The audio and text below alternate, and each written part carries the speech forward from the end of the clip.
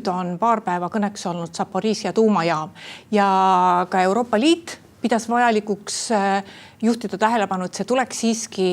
anda Ukraina võimude kätte ja sõjavägi peaks sealt lahkuma, sest praegu on vist juba 10. kord, kui Zaporižžja tuumajaam on ilma välise toiteta ja Ukraina president on ka öelnud, et nad ei saa seal liine parandada ega üldse mitte midagi teha, sellepärast, et see kõik toimub venelaste rünnakute all. Kui ohtlik see olukord on? No see nõudmine ei ole realistlik, ehk siis on selge, et Vene pool seda ei täida, aga loomulikult on olukord ses mõttes ohtlik, et tuumajaam vajab püsivat energiavarustust, et iseennast üleval pidada ja ainult generaatorite najal teoreetiliselt nüüd toimis natuke üle 3 ööpäeva isegi, aga loomulikult on see ohtlik ja võib ka väga halvasti lõppeda, et see mure on mõistetav, aga siin